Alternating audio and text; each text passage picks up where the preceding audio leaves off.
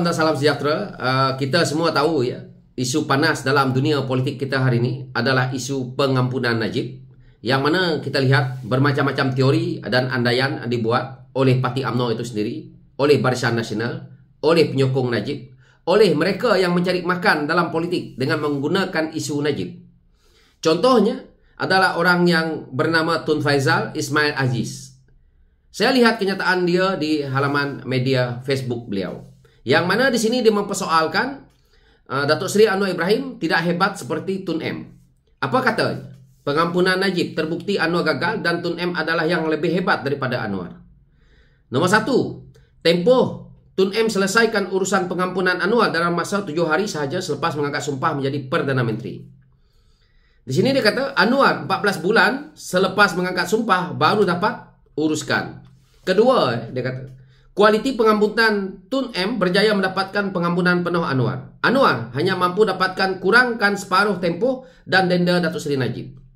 Kesimpulan, Tun M lebih hebat, lebih pantas buat kerja, lebih efektif dan kualiti kerja Tun M lebih bagus daripada Anwar. Kerja Anwar slow, tak efektif dan gagal dapatkan pengampunan penuh, punyalah lembab sampai nak umum keputusan pun makan masa beberapa hari, nak umum keputusan je kot. Ini kata Tun Faizal. Kalau saya kata Tun Faizal ni bingai, malu dia. Tapi kalau saya kata dia bodoh, lebih baik daripada bingai. Kan? Kurang cerdik pun tidak sesuai dengan Tun Faizal. Sebab sebagai orang politik, Tun Faizal kena melihat beberapa sisi. Tapi dia keluarkan kenyataan ini untuk kepentingan dia. Untuk dia punya pengikut-pengikut dia jadi bodoh macam dia. Saya bercakap seperti ini kerana dia melibatkan nama besar Perdana Menteri kita Datuk Seri Anwar Ibrahim yang dia cuba laga-lagakan dengan kemampuan Tun M. Isu ya pembebasan Anwar Ibrahim, saya nak beritahu dekat rakyat di luar sana, semua tahu. Tun Faizal seorang aja yang bodoh dan angkuh serta nak berlagak pandai. Anwar bebas disebabkan oleh perjanjian syarat antara ya, Mahathir. Nak bersama dengan Pakatan Harapan waktu itu, Mahathir perjanjian dia akan menjadi Perdana Menteri dan dia harus membebaskan Anwar Ibrahim. Kalau tidak, Pakatan Harapan tak bagi dia jadi Perdana Menteri dan mungkin kita tidak bergabung dengan Mahathir. Contohnya, Mahathir sanggup pergi berlutut-lutut, Muhyiddin sanggup pergi berlutut-lutut di depan penjara, di dalam penjara untuk bersama bertemu dengan Datuk Seri Anwar Ibrahim. Kerana apa? Kerana Tun Dr. Mahathir nak kuasa. Jadi perjanjian itu telah pun kita menterai. Dan kita juga dah kata bahawa Anwar harus dibebaskan. Dan juga dalam tempoh 2 tahun Mahathir kena letak jawatan sebagai Perdana Menteri dan harus serahkan kepada Datuk Seri Anwar Ibrahim. Ini adalah perjanjian kita sewaktu kita melakukan PRU ke-14. Ingat itu. Ya. Dan di sini juga ada satu perkara yang menjadi yang di-Pertuan Agong hari itu adalah Sultan Kelantan. Sultan Kelantan sendiri yang kalau kita lihat menitahkan bahawa dia faham situasi itu bahawa Anwar Ibrahim dianiaya. Beza ya. So di sini Anwar Ibrahim juga sewaktu dia dalam penjara bukan 1 tahun, bukan 2 tahun, bukan 3 tahun. Datuk Seri Anwar Ibrahim dah merengkuk dalam penjara dah melebihi daripada 4 tahun, 5 tahun. Penjara 6 tahun. Tolak pengampunan gerbang-gerbuk mungkin 5 tahun lebih. Kan? Jadi dia hampir juga dah nak selesaikan dia punya hukuman.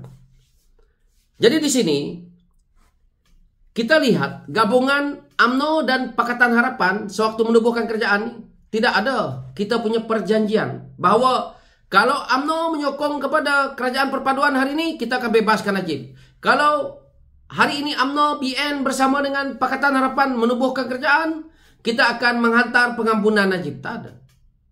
Tak ada perjanjian itu. Tapi kalau hari ini Najib dapat pengampunan walaupun sedikit ataupun banyak, kita patut bersyukur. Tun Faizal patut bersyukur kerana Najib baru je masuk penjara. Anwar Ibrahim 2 kali masuk penjara disebabkan oleh Mahathir dan Najib. Nak cerita Mahathir pantas atau tidak? Ini disebabkan oleh yang di Pertuan Agong waktu itu. Kita kena ingat lagi. pengampunan Najib ini melibatkan Yang di-Pertuan Agong yang sekarang ini menjadi Sultan Pahang. Sultan Pahang itu adalah Sultan Najib, negeri Najib, yang nak menentukan, yang pengurusikan mesyuarat pengampunan diraja ini adalah Yang di-Pertuan Agong, yaitu Sultan Pahang. Maka di sini kita lihat kenyataan yang dikeluarkan hari ini pula pengampunan Najib ni. Kita lihat kenyataan lembaga pengampunan. Apa yang tertulis di sini? Sebanyak 5 kertas pengampunan termasuk permohonan Datuk Seri Najib bin Tun Haji Abdul Razak telah dipertimbangkan oleh lembaga pengampunan tersebut. Dipengurusikan oleh Kebawah Duli Yang Maha Mulia Seri Paduka Baginda Al Sultan Abdullah. Nah, setelah menimbang pendapat dan nasihat mesyuarat lembaga pengampunan wilayah Persekutuan Kuala Lumpur, sini ya, Labuan Putrajaya kali ke-61 telah diputuskan, sini ya, saya baca betul-betul, telah diputuskan diberi pengurangan 50% hukuman dan denda yang perlu dibayar. Nah ini, denda Datuk Seri Najib daripada 210 juta menjadi 50 juta. Siapa yang terlibat dalam ini?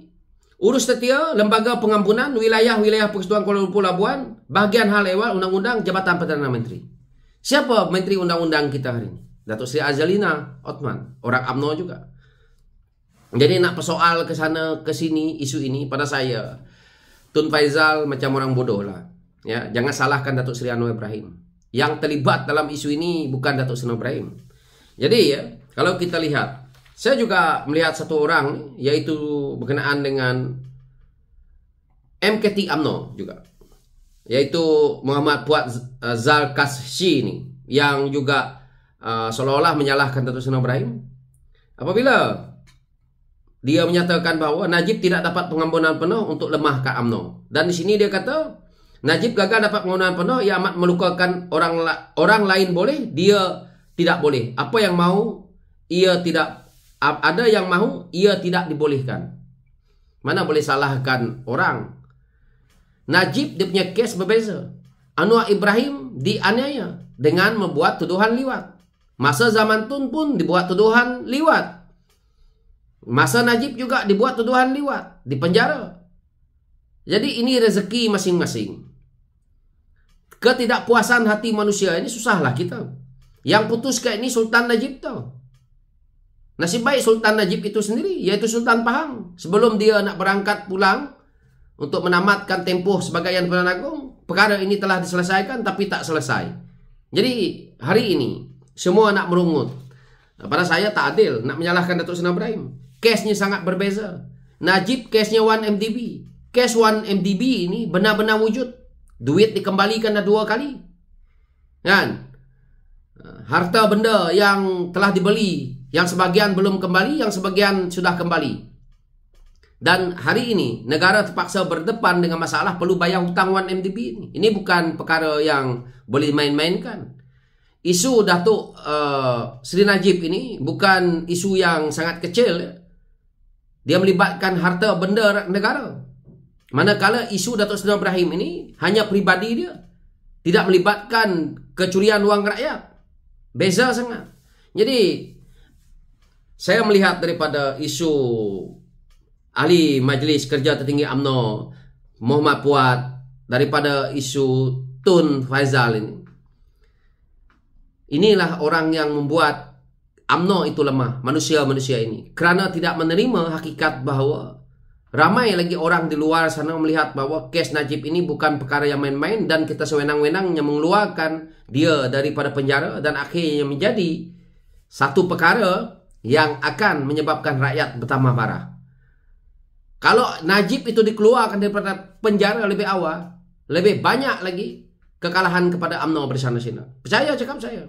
Kalau betul rakyat suka UMNO Barisan Nasional semasa Najib, kalau betul 1MDB itu fitnah, UMNO tidak lumpuh sampai hari ini disebabkan oleh isu 1MDB, dan Najib tidak masuk ke penjara. Ini saya nak beritahu. UMNO kena belajar terima hakikat. Orang macam Tun Faizal ni dah cukup-cukup lah kamu dapat makan banyak dalam UMNO sewaktu UMNO jadi kerajaan, sewaktu kamu punya kuasa dahulu. Begitu juga dengan Fuad ni. Jadi hari ini kamu orang berkokok dalam isu ini pada saya tidak adil.